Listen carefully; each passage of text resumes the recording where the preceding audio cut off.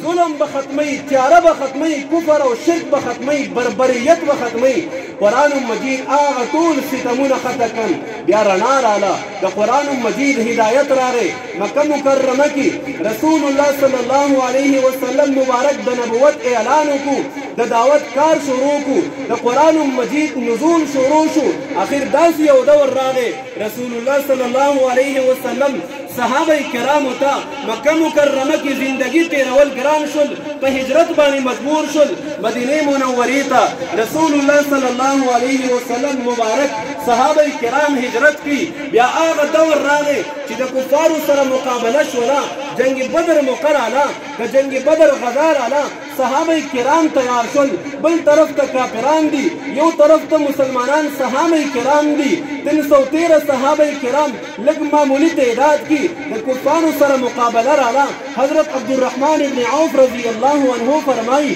یو طرف تا گورما صحابہ کرام دیر کم تعداد کی دی 313 تعداد دے بل طرف تا گورم کافران دیر مسلح دی افرادم زیاد دی قوتم زیاد دے توری اوزغری ورسرم دیر سوا دی مسلمانان دیر زیاد کم دی. عبدالرحمن ابن عوف رضی اللہ عنہ فرمائی یو طرف تا گورم یو نوجوان نو عمر ولار دے بل طرف تا گورم یو نوجوان نو عمر ولار دے ذلکی خفقان رضی اللہ دامت سکی گی یو طرف تا نو عمر نوجوان دے بل طرف تا نو عمر نوجوان دے کم از کم کہ یو طرف تا قوی مسلمان نوجوان مجاہد ولار ہوئے بل طرف تا قوی نوجوان و مجاہد ولار ہوئے ذلتا خود کم از کم تسلیم الاوی دلا کہ دشمن مقابلہ با اوکو اللہ دا خو معشومان دی اللہ دا خو نو عمر دی اللہ دا خو نوجوانان دی دا بسکی گی نن دا اسلام دا غلبی ورز دا نن دا کفر دا شکس ورز دا اللہ دا سی ونشی چرتنن اسلام تا غلبہ ملاو نشی و اسلام تا مغلوبیت ملاو شی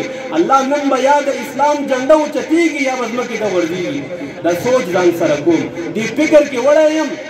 ویدی که دغه یو نوجوان نو عمر ماشون زما دا لاس اونیسو ما ته آواز وکړو ما چې دی خو وکتل هغه نوجوان نو عمر ماشون ما ته وایي چچا جانه ما ته ابو جهل وښیه زه ورته وایم بچیا ابو جهل څه وایي دغه ماشوم ما ته وایي وی ما اورېدلی دي چې ابو جهل دا زمونږ د پیغمبر ګستاخ دی دا زمونږ په پیغمبر پسې بدې ردې وایي خبرې ورپسې کوي بېادبي کوي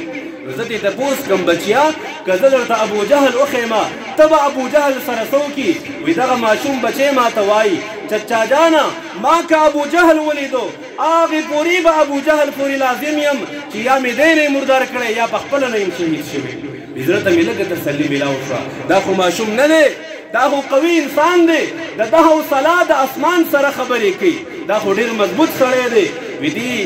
دی که ده ما ته دا خبره وکړله په دې کې بل طرف نه ماشوم ما ته آواز وکړو ما ته وایي چچا جانه ابو جهل راته وښیه هغه نه تپوس کوم ابو جهل ته څه وایي هغه راته هم دغه خبره کوي ابو جهل دا زمونږ د پیغمبر ګستاخ دی دی زمونږ په پیغمبر پسې بدې ردې وایي زه دې تپوس کوم بچیا ابو جهل ته به څه ووایي که زه تا ته ابو جهل وښیمه ده ما ته هغه خبره وکړه کومه خبره چې د بل ماشوم کړې ده وی دې کې ابو جهل مخامخ را روان دی مسلح دی توری ورسره دی یو طرف ته لښکر دی بل طرف ته لښکر دی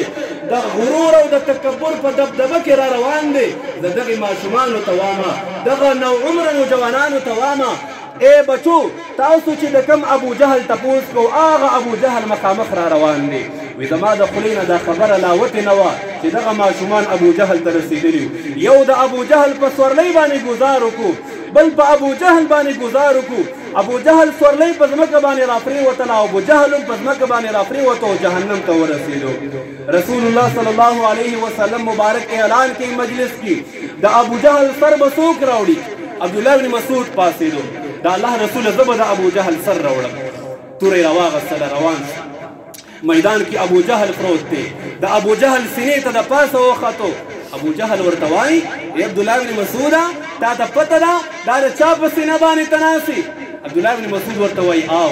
ما ته پته ده دا د سردار سینه ده دا د یو ملک سینه ده دا د یو رئیس سینه ده لیکن زما آقا محمد مصطفی صلی الله علیه وسلم فرمایلی ان الله يرفع بهذا الكتاب اقواما ويضع به آخرین قرآن مجید دا هغه کتاب دی چا چې د قرآن سره تعلق پیدا کو قرآن سره نسبت او ربط پیدا کو الله جل جلاله به دا انسان د سردار سینې ته وخیږي الله به اوچت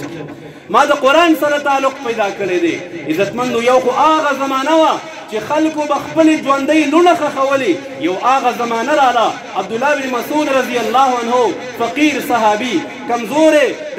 د قد نه چت صحابي مسکین صحابي فقیر صحابي د ابو جهل سردار غونې انسان په سینه باندې اوچت ناست دی او توره یې اغوستې د ابو جهل نه سر پرې کړي دا د قرآن رڼا وه دا د قرآن مجید برکتو دا د قرآن مجید نورانیت او هدایتو حضرت ابو سعید خدری رضی الله عنه فرمایي یو وارې راغلمه د مشکات شریف روایت دی د ابو داود شریف روایت دی یو مجلس کې کېناستم غریبانان فقرا صحابه کرام ناستي بربندي صرف عورتونه پټ دي او نور بربندي یو بلی د ځان سره پټ کړی دی یو قاري ورته ناست دی د قرآن مجید تلاوت ورته کوي وي زه هم د هغې سره کېناستم دې کې رسول الله صلی الله علیه وسلم مبارک راغی وی قاری چپ شو غلی شو رسول الله صلی الله علیه وسلم مبارک تپوس وکړو تاسو څه ویل موږ ورته ویل چې موږ د قرآن مجید تلاوت اورېدو رسول الله صلی الله علیه وسلم د الله حمد